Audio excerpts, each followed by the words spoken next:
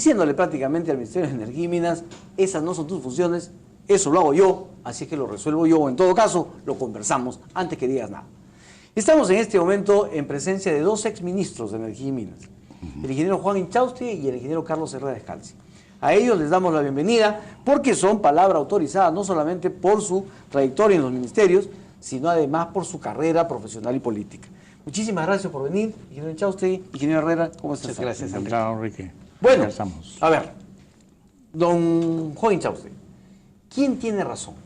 ¿El Ministerio de Energía y Minas, tratando de agilizar las cosas, supongo que esa es la intención, y diciéndonos no habrá estudios de impacto ambiental para la exploración petrolera, o la tiene el Ministerio del Ambiente que le dice no te apresures, esto hay que tratarlo? Yo creo que esto es uno de los muchos temas que tienen que ver con la necesidad urgente de dinamizar la contratación de la exploración y la producción de petróleo en el Perú, cuya producción y refinamiento está en declinación hace muchos años. Desde casi 200.000 barriles diarios que teníamos allá por los años 81, a lo que producimos ahora, que creo que son 65.000 barriles, y un déficit permanente. Entonces hay que hacer todo de nuevo. La doctora Merino, ahora presidenta de la sociedad, ha hablado de un libro blanco, que es una especie de pedido de que se hagan una suerte de borrón y cuenta nueva, se examinen todas las leyes, hasta ha propuesto una nueva, digamos, legislación integrada, concordada, que trate desde el tema tributario hasta el técnico. Eso me parece ambicioso. ¿Pero se puede exonerar de estudios de impacto ambiental de exploración petrolera? Ahorita aterrizo, pues. A ver. Ya. Yo creo que esto es solamente la demostración de que está bien. Es decir, yo lo tomo por el lado positivo. Son justamente funciones distintas que tienen que darse en un Estado. De un lado, el que promueve la producción, que es el ingeniero Mayorga, un ilustre miembro de una consultora que estuvo metido en la promoción de los contratos, creo que hasta en Camisea, y del otro lado, quien tiene la función de proteger el ambiente y de cuidarlo, que es el ministro del Ambiente, Manuel Pulgar Vidal, que creo que tiene una preocupación legítima en este caso, porque no es que se haya dicho que no hay estudio de impacto ambiental, por lo menos han hablado de una declaración de impacto ambiental, que en otros países se utiliza, otorgando buena fe a quien hace la declaración. Pero si que hace la declaración la incumple, entonces le cae al Estado encima y le pone multas que en el Perú pues ni se sueña, ¿no? Acá las multas no se cumplen. Se apela al Poder Judicial a la acción de amparo y ahí están en cola para ser pagadas. No se pagan nunca. Entonces hay que cambiar todo eso. Esa es la preocupación fundamental. Ahora, ese diálogo que ha resultado público debería haberse dado primero al interior del gobierno. Por ejemplo, lo que hace muchos años había muy constructivo que se llamaba el Consejo Interministerial de Asuntos Económicos y Financieros. Ahí nos sentábamos y nos agarrábamos literalmente a patadas. Entonces, cuando había una diferencia entre el ministro de Economía, que por ejemplo no tenía plata para los maestros, el ministro de Educación pues agarraba y reclamaba y se armaba un lío tremendo. Eso mismo es lo que no debe proyectarse hasta hacia afuera de la ciudadanía. Esa es materia de la coordinación que hace el presidente de la República y el presidente del Consejo de Ministros. Hay que avisarles a los ministros que existe un espacio que se llama Gabinete Tiene un nombre muy gringo, el CIAF. Bueno, ese es el comité. Pero también hay que decirles que existe el Consejo de Ministros o la sesión del Consejo de Ministros, porque parece que ahí no han conversado este tema. Ingeniero Herrera, ¿es posible hacer esa exoneración del estudio de impacto ambiental? En ciertos casos yo creo que sí, pero no es una exoneración. Yo estuve ese día, ¿ya? Yo estuve ese día, escuché, tuve que salirme, sí, cuando terminaron las presentaciones que fueron felizmente cortas. Se habló, como dice Juan, de un nuevo contrato social, o sea, una visión totalmente distinta. Se habló también, quienes habían hecho el estudio son nuevos en el sector hidrocarburos, entonces para ellos son descubrimientos que están haciendo de cómo va el sector. No pensaban que estaba tan mal, no pensaban que el Perú tenía tantas dificultades y tan pocos logros comparados a otros países, entonces había un ánimo, una efervescencia de hay que hacer cambios. Y cuando le tocó hablar al ministro, él se refirió no a la exploración, él habló solamente del caso de la sísmica. O sea, no en general de la exploración, únicamente de la sísmica. Y dijo que en esos momentos, en esa sala, no estaba el director general de hidrocarburos porque estaba precisamente trabajando los documentos y todo, y que había un entendimiento, un acuerdo con el Ministerio del Ambiente y que esto saldría en pocos días.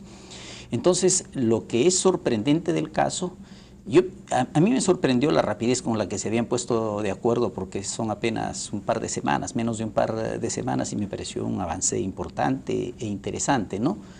Pero me pregunté en esos mismos momentos cuando lo escuché cuál iba a ser la repercusión en otros sectores, en los medios sociales, en la gente de la Amazonía, en la gente del litoral, que todos atribuyen a los propios estudios de sísmicas consecuencias que realmente no tienen, pero que se les atribuyen y que son medios de negociación para ellos y de obtener algo a cambio de eso, ¿no? Y después sí me sorprendió que en realidad lo que se ha avanzado es quizás bastante menos de lo que pensaba el ministro Mayorga, pero en fin, es un tema que lo están coordinando. Muy bien, pero si el suelo estaba parejo entonces, ¿por qué saltó el MINAM? Bueno, ¿Por qué salió el Ministerio del Ambiente a decirle, oye, esas no son tus funciones, son las mías, tranquilízate y vamos a pocos? Bueno, primero porque no hubo esa coordinación a la que hemos aludido. Segundo, porque creo que es responsabilidad del Ministerio del Ambiente justamente buscar que cautelar la protección ambiental al máximo posible y aplicar las normas.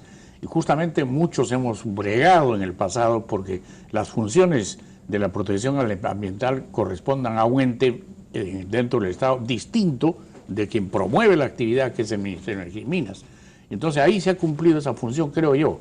Lo que falta evidentemente es coordinar y distinguir, como ha dicho bien Carlos, sobre de qué tipo de exoneración. No estamos hablando de ninguna anulación de los estudios de impacto ambiental tienen que darse, o una declaración de impacto ambiental en una cierta etapa. Además, hay exploraciones, hay sísmica distinta, porque una cosa es hacer sísmica en el desierto de Sechura y otra cosa es hacer sísmica en una selva virgen donde puede afectarse especies, el ecosistema. Entonces hay diferencias y por tanto tiene que haber diferentes tratamientos.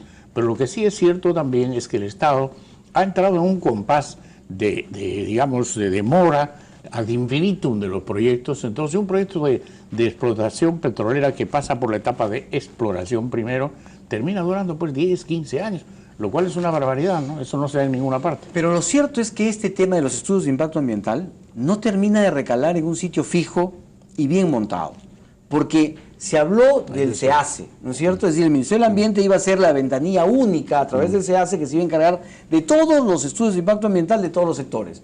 Pero después apareció el Ministerio de Energía y Minas a decir, yo voy a implementar la ventanilla única. Y ahora sale este ministro a decir, vamos a, sea lo que sea, exonerar, no importa, ya, emitir una declaración, pero, y el SEACE y la ventanilla única, entonces, como que no termina este gobierno de tener... Como que no hay una línea, ¿no? Hay muchos zigzags. Exactamente. ¿Por qué, ingeniero Herrera?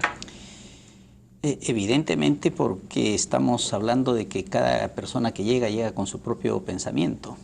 O sea, porque... Pero eso implica que no hay un liderazgo, que no hay un presidente del Consejo de Ministros o que no hay un presidente de la República que les dice, a ver, ministro, la ruta del gobierno es esta.